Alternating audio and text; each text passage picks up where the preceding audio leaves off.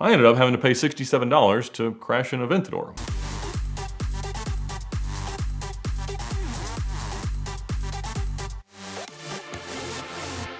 A couple of months ago, I was browsing through Facebook and I happened across a shared Facebook Marketplace post from British Columbia, Canada.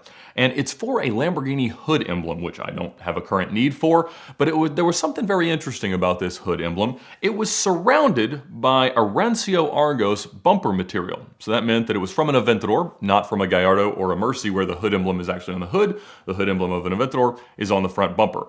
And it was beautifully broken off around this emblem. And I immediately recognized it as something that went missing from me back in 2013. And so I inquired of the seller, I'm like, where did you get this thing? And he says, somebody in town gave it to me. They work at a local shop. I don't know where they got it, but it's just been sitting on my desk for the last few years. I thought I'd try to sell it or trade it for something interesting. And I think he was asking like 95 Canadian dollars, whatever that Monopoly money is. And I said, well, look, I want it. Here's my address. Will you ship it to me? And he's like, nope, not gonna ship it. I'm like, come on, it's not hard. You just go to this FedEx or whatever, just ship it to me. Absolutely refused. I said, well, I've got a friend that lives not too terribly far from you, I think. Dave from Daily Driven Exotics and Damon, they live up there. I asked Dave, do you have any reason to be in Maple Ridge, British Columbia sometime soon? And he said, you know what? Next weekend, I'm gonna be driving through there. I don't mind stopping and meeting this guy. So we get in touch. He says, yes, I will meet your friend. He can pay me for it and he can have it. A couple days prior to that, he absolutely goes dark, quiet. We can't get a hold of him at all. And so Dave does his trip, comes back, doesn't get it. Darn it. So I continue to ping this guy every few days like, hey, I really do want this thing. I don't care how you got it. I'll pay you a little more. I'll give you $100 US, much more valuable currency. And he said, no, I just don't want to ship it. So finally, literally after about 2 months, he agrees to let me send him a box with a return shipping label so that he can just open it, put this in, take out his birthday card with $100 to avoid any suspicion of why we might be sending cash across the border, and he would send it back to me. And so I do that, he sits on it for a few days, but it does finally show up. It really meant a lot to me because it represented probably some of the highest stakes shrewd negotiations that I've ever had to do, and it was a very significant time in my life because, again, it happened early in December of 2013, which was just a short time after I had set the Cannonball record. That happened October 19th and 20th of 2013, and we had released a story on Jalopnik. Doug DeMuro wrote the article on October 31st of 2013. So throughout November was just an amazing month for me. Obviously, the story just went nuts, it went everywhere, and it helped me sell a ton of cars. Now, it had kind of been a tense time because all the phone calls from the media and everything came into the dealership, which made it really hard for everybody else to sell cars. But all my customers were calling me, and I was able to pivot those conversations towards car deals, and we were able to sell a lot. That was my best month ever at the dealership. I made almost $50,000 in commissions. The best month I ever heard anybody have at the dealership. And so we had sold a bunch of cars, one of which was our first 2014 Lamborghini Aventador LP720-4 50th anniversary car. So that was the Giallo Maggio car, bright yellow, and we had taken it on trade an Arancio Argos 2012 Aventador. Now, it was not the one that Stradman eventually bought. Many people, when I told this story for the first time a few years ago on the channel, were like, I think you crashed Stradman's Aventador. That was not it, different VINs, but Stradman has pretty much an identically specified car. So this was the first time that we had ever owned as a dealership a pre-owned Aventador. We were still delivering new Aventadors that had been ordered before we had delivered the first one. And so it was kind of interesting for us to have one that we could actually drive a little bit because we didn't want to put miles on pre-ordered new cars, but this one had 1,000, 1,500 miles. So it was okay for us to take it to the occasional car show, put a few miles on it, let somebody who was thinking about ordering a car actually drive it. But I was already working a couple of deals because, again, it was pretty rare for us to have a pre-owned Aventador and one that somebody could buy without having to wait at all. And generally, when a friend of the owner of the dealership or a friend of the general manager would show up, the responsibility would kind of fall on me to give them a ride around the block in a car if they wanted it. And that happened 1,000 times or so in the 6 years that I worked there. And I would tell them about the car and about what the dealership and all the stuff. And so that happened this day. And so again, early December 2013, this guy shows up, friend of the owner of the dealership. He's not there. So the general manager comes to me and says, Ed, will you give this guy a ride around the block in that Aventador? I said, it's 5 o'clock on a Friday afternoon. This is Metro Atlanta. Traffic is just gridlocked. Do you want me to take this guy around in traffic in an Aventador? He said, yep, that's what I want you to do. I said, all right, well, the boss says so. I'll pull it around. So I go back, grab the car, and I pull it up front. And out of the front door walks this guy with his kid, who's 7 or 8 years old. I said, well, we only got one seat. which of you wants to go? And I assume he's going to let his kid go for the ride. He says, no, why don't we just let him sit in my lap? We'll all both buckle in and go. And I'm like, I don't think that sounds like a very good idea. And so I went back inside, asked the general manager, I said, look, they both want to go. They want to put the kid in his lap. And I was like, that doesn't seem like a good idea. He said, just do it. Lamborghini Atlanta is on Roswell Road in Sandy Springs, and it's a huge road, but at this point, it is absolutely and utterly gridlocked. Now, there's 2 lanes in each direction. There's a suicide lane in the middle for people turning left in either direction, and on each side, there's a turn lane. Generally, insurance stipulates where you can test drive cars, and so our route was to go up to Northridge, loop down 400 around the MARTA station and come back. And that has no unaided left turns. It's pretty much all rights. And if you do have to make a left, there's a red light. So it's designed to be safe and controlled. But there was another way that we could just kind of loop around 2 or 3 miles and get back to the dealership just on surface streets. Again, all right turns and pretty easy roads to be on. But that involved making the first right rather than going a little bit further. And so this is maybe a 1/4 mile from the dealership. And so we sit in traffic for a few minutes and I'm like, look, we're just gonna circle around and go back, and he's fine with that. And so we're talking about the car and thinking this is gonna be a pretty undramatic ride as I move into the right turn lane that services a lot of local businesses and a couple of apartment complexes. As I'm going through this, not very fast, I see a guy to my left slam on his brakes and start waving somebody through. And I start braking because I see a 2001 Chrysler Sebring convertible come barreling through my lane. And I almost get stopped. I'm probably going 7 miles an hour when I tap this guy's car with the front center of the bumper just in front of his right rear wheel. And he proceeds pretty much uninterrupted into the apartment complex, but he was full tilt across the lane. So he stops, I don't know, 50, 100 feet past us, kind of stumbles out of the car. But I thought, all right, this is just going to be a little bit of paint work.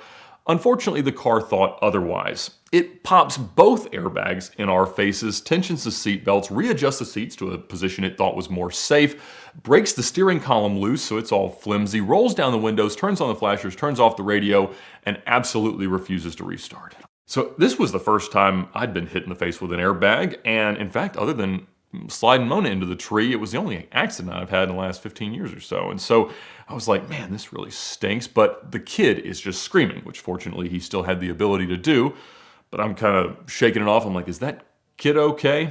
And he's like, yeah, I think so. It just, scared him. And so we get out and there's already a crowd formed and there's already a traffic jam to our left, and even more so that it ended up going now back almost 5 miles. And there's people screaming, that Lamborghini hit you, he's gonna have to buy you a house. I'm like, all right, everybody just calm down. Of course, the police station, as we've talked about, was right across the street from the dealership, which was handy in the cases of the urine bandit. And we'd let them, borrow cars for parades, as we've talked about as well. So they show up almost immediately, but I call the dealership. I'm like, hey, why don't you send somebody? This kid's freaking out. Why don't you just take them back to the dealership? I'll stay here, deal with the car. We're gonna have to get it towed anyway. And so I'll deal with the cops, deal with that, and deal with this guy. And again, he gets out of the car a little bit shaken up, but he is huge, this guy that was driving the Sebring. I mean, I'm 6.5 feet tall. He's at least as tall as me, easily another 100 pounds, maybe more. And apparently, I guess what had happened is he wasn't seat belted and he had floored the car so aggressively that his foot was against the firewall and he had kind of sprained his right ankle. So he's sitting on the curb, occasionally trying to walk it off. And, again, nobody is gravely hurt, but there is quite a scene going on. In fact, the picture that I have of this accident was from Wrecked Exotics. One of the people driving by had taken a picture, and I think they'd put a description that it was like one of Rob from Gotham Dream Cars rental cars, which it certainly was not. The car won't move, won't restart. It's just sitting there, doors up, and everybody's taking pictures. So, okay. It was technically my fault, and I'm not trying to hide from that, because I was driving across a gore that had been painted 20 years prior in front of this apartment complex's signs. Well, the cops show up, and they want actually the guy to come back and tell us again what happened, and that's fine, whatever. So I end up getting a ticket for failure to yield, not being in not a lane, but just failure to yield. I guess I should have stopped for him to blast through, whatever. And for having an improperly seatbelted passenger, which the father also got. We end up dealing with it. He sits in an ambulance for a minute, doesn't want to go. Everybody's okay. And I grab this off of the ground and end up just throwing it in the passenger seat, figuring the tow truck will bring it, I'll grab it. It'll be the perfect souvenir of a very strange day in my life. Now, unfortunately, the car went immediately to the body shop where it sat until it was repaired, and this was the first thing to go missing as it went there. So I never saw it again, and I always wanted it until I saw it pop up on Facebook Marketplace. And so this began a really, really kind of complicated situation, because unfortunately this was not the first accident of the year for us at the dealership. Less than a year prior, the owner of the dealership had totaled a Bentley Continental Super Sports, being on his phone running a red light. The general manager of the dealership had totaled a C63 on a test drive when he was distracted. And so the insurance was not going to be happy that we had another claim. Now, fortunately, I already had a deal working on this Aventador. This guy was not that upset that it was going to need a new bumper and some airbags. It was just, he was going to do a lot of modifications to it, put on new bumpers, wings, wheels, all the things. And it was interesting because he was going to be trading us, I think it was an '03 Mercy in Verta Ithaca that was previously owned by Busta Rhymes. It was on MTV Cribs. It had all this flip mode stuff, crazy wheels, LED lights everywhere.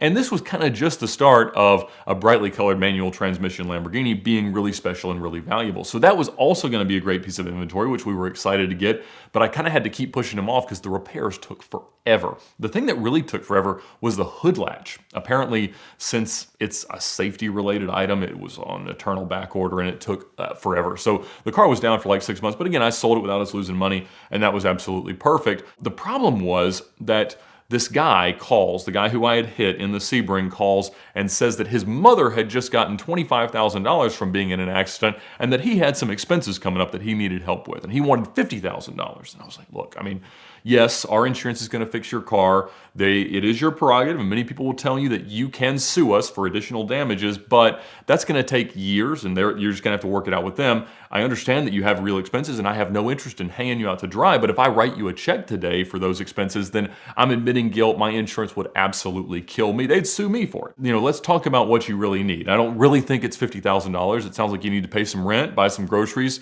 maybe miss a little bit of work as you're going to a doctor's appointment to have your ankle checked out. I get that those are real expensive, but that sounds like more like $2,500, not $50,000. And he's like, yeah, I guess so. We kind of went back and forth, and of course he was a shrewd negotiator. So after some negotiation, we ended up right smack dab in the middle at $3,500. And I said, well, I can get you a check for that right now, but I'm going to need you to sign something that releases us from future liability that I can give to my insurance and tell them that I'm not an idiot for doing so. And he's like, no, that's great. He was very excited to be able to get the money immediately. That more than covered his expenses. He was very, very happy. And so he comes by the next day and picks up his check. And actually that morning, I got a call from the guy who had waved him through, who had stopped traffic, formed a hole so this guy could blast right through. And he's like, can I talk to whoever was driving that Lamborghini? And they sent it to me, and he's like, man, I am so sorry. That was 100% my fault. I didn't see you, and I just saw he had his turn signal on, and I just stopped and waved him right through. He couldn't have seen you. I know you couldn't see him, and so, man, I just feel absolutely terrible. I said, well, so do we, but, things happen. Everybody's okay. Everything's fine. The kid's fine, most importantly, and honestly, he loves this story. I think he's probably better at telling it than I am,